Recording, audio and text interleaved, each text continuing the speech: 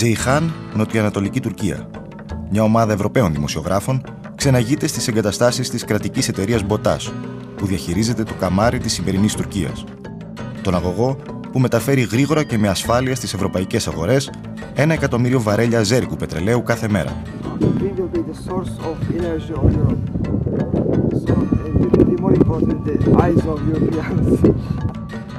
Τα κυπριακά δεξαμενόπλια δεν μπορούν να δέσουν εδώ, αλλά αυτό είναι λεπτομέρεια.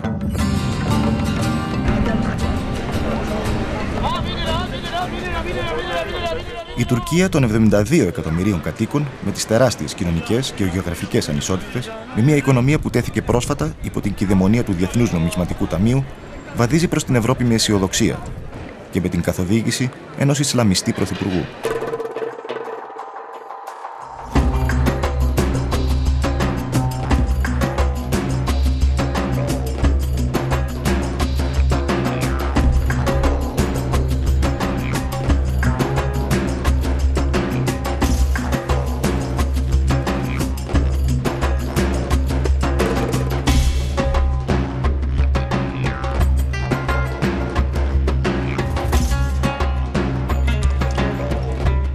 Στο τέλος μιας διάσκεψης για τον ρόλο που προορίζεται να παίξει η Τουρκία ως ενεργειακή πύλη της Ευρώπης, οι δημοσιογράφοι απολαμβάνουν μια σύντομη κρουαζιέρα στα νερά του Βοσπόρου.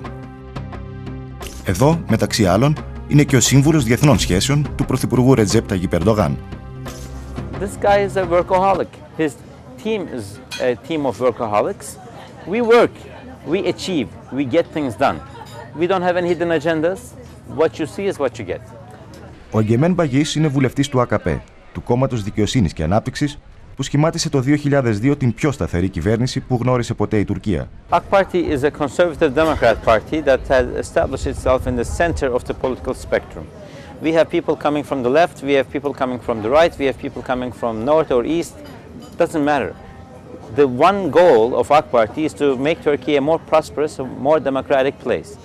I personally think that AKP is actually a success story in terms of Kemalism, which means that its democratic aspects, no matter how many times we got interrupted, managed to actually bring to the stage a party that represents, quote-unquote, the periphery in economic, social, cultural and political terms. Κόμμα των ασθενέστερων λαϊκών στρωμάτων και των θρησκευόμενων μουσουλμάνων, το ΑΚΠ διεκδίκησε και κέρδισε την εξουσία από τις δυνάμεις του πολιτικού και οικονομικού κεμαλικού κατεστημένου. Έκτοτε, οι τριβές με το κατεστημένο αυτό δεν έλειψαν. Οι αλλαγές που σηματοδότησε ωστόσο για την Τουρκία, η πενταετία της κυβέρνησης Ερντογάν, υπήρξαν σύμφωνα με τον καθηγητή Σολί Οζέλ καταλυτικές. These lands, from antiquity through Roman through Eastern Rome or to Byzance, have never probably been as decentralized in terms of the distribution of economic, social and political power as they are today. Istanbul is a powerhouse, obviously.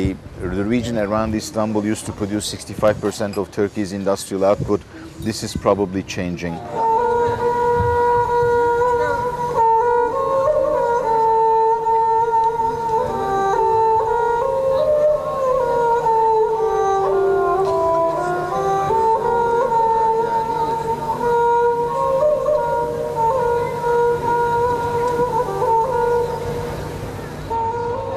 Πατρίδα του περίφημου Ισλαμικού μοναστικού τάγματος των περιστρεφόμενων Δερβίσιδων, το Εικόνιο υπήρξε για αιώνες η πιο θρησκευόμενη πόλη της Τουρκίας.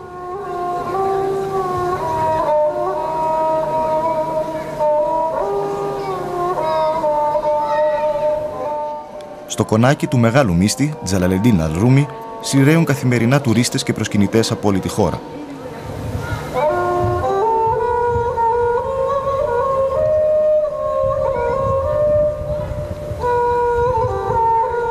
Εκτός από κάστρο του Ισλαμικού κόμματος, το Εικόνιο είναι τα τελευταία χρόνια ένα από τα κέντρα του οικονομικού θαύματος που ζει η Τουρκία.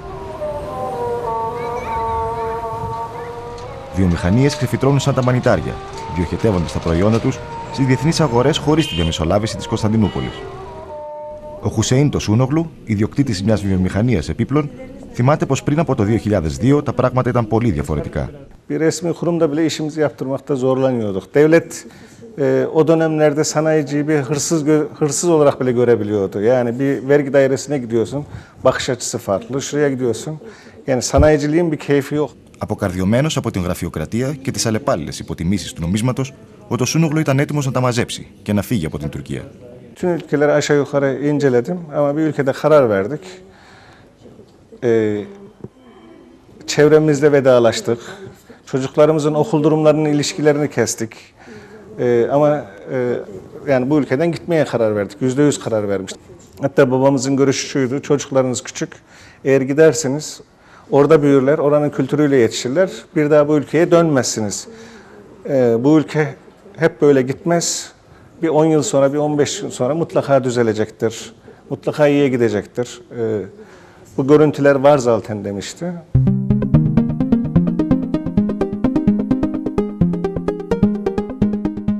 Ο πατέρας Τοσούνογλου τελικά δικαιώθηκε.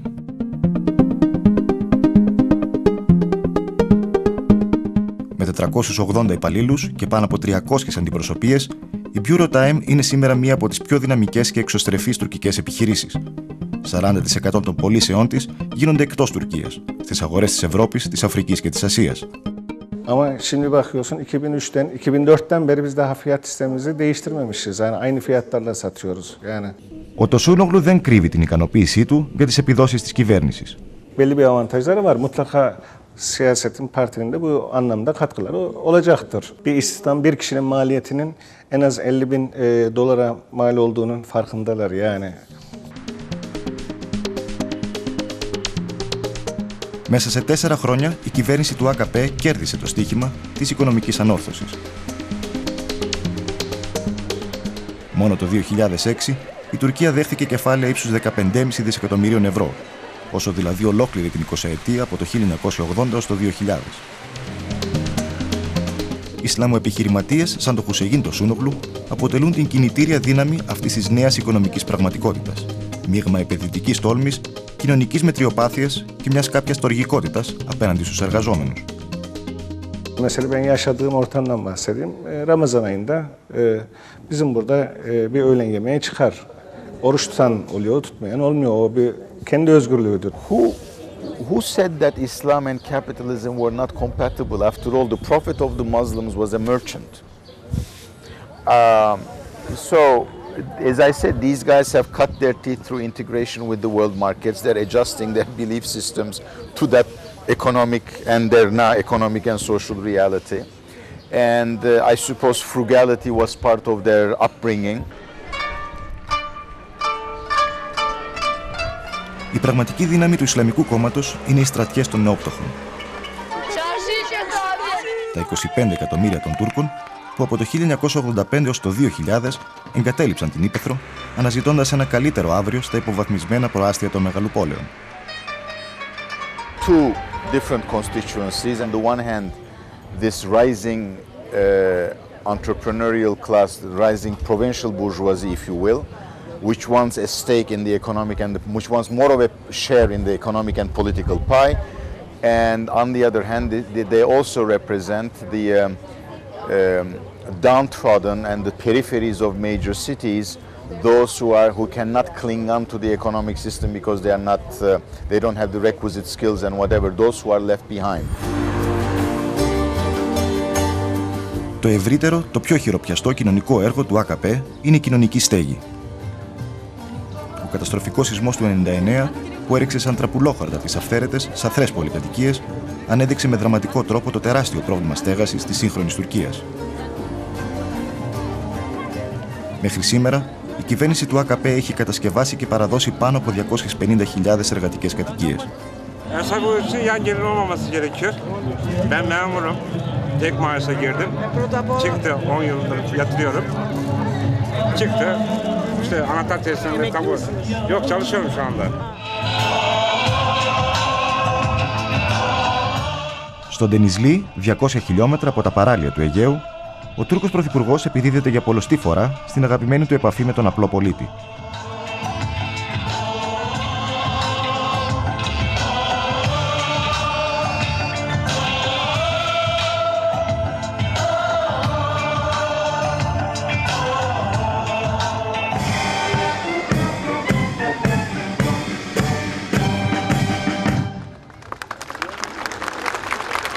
Teşekkür ederiz.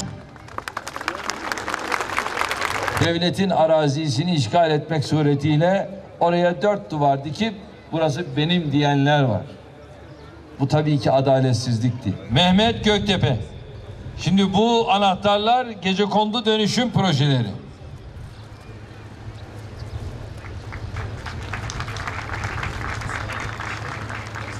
Gel anam gel. Gel ya. Korkma ya. Göz mü görmüyor? Niye ya? Oh anam benim. İnşallah şimdi kendi evinde rahatlayacaksın, daha güzel evde şöyle. Evet, Vali Bey'in eşi. Yengem alacak değil mi anahtarı? Heh. Hoş geldiniz. Böyle bir hiç evim olmadığıydı. Sağ olun. Allah razı olsun. Çok sevindim. Kalın sağlıcakla.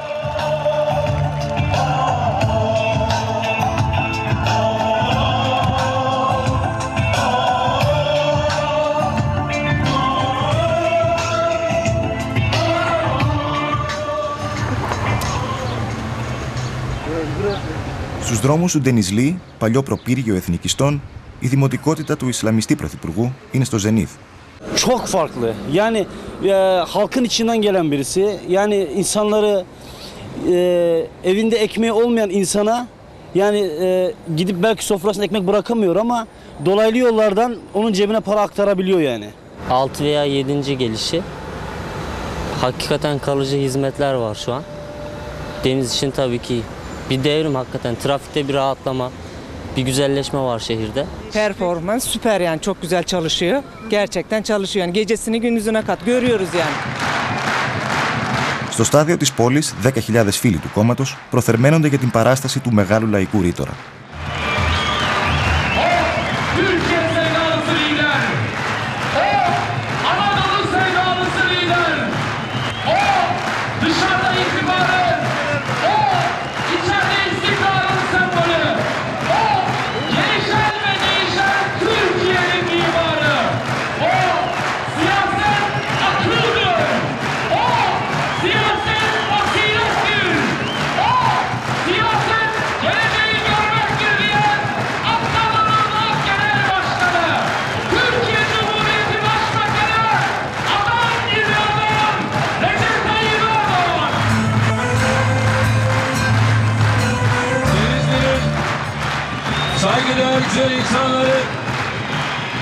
Με άνεση ενός επαγγελματία της σκηνής, ο Ερντογάν θα μιλήσει για μία ώρα σε μια γλώσσα που καταλαβαίνει και ο τελευταίος Τούρκος πολίτης. Yeniden bir güç tazelemesi yapıyoruz ve böylece inşallah 2007 genel seçimlerine hazırlanıyoruz.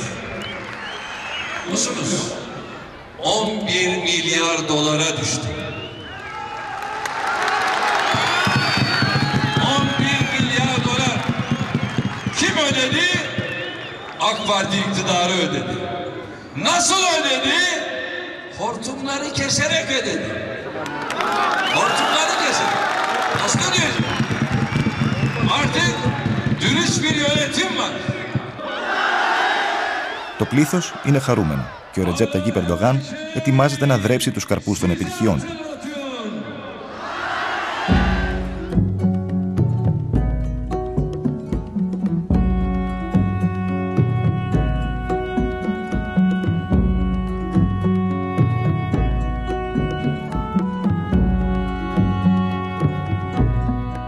Η Κωνσταντινούπολη είναι η μόνη πόλη στον κόσμο που οι κάτοικοι της ζουν την καθημερινότητά τους ανάμεσα σε δύο υπήρους.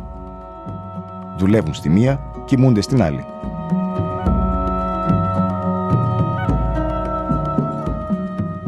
Κάπως έτσι βιώνει την ταυτότητά της ολόκληρη η χώρα. Η γεωγραφία της Τουρκίας θυμίζει Χερσόνησο βαθιά ριζωμένη μέσα στην Ασία που κοιτάζει προς την Ευρώπη. Το ίδιο και η κοινωνία της.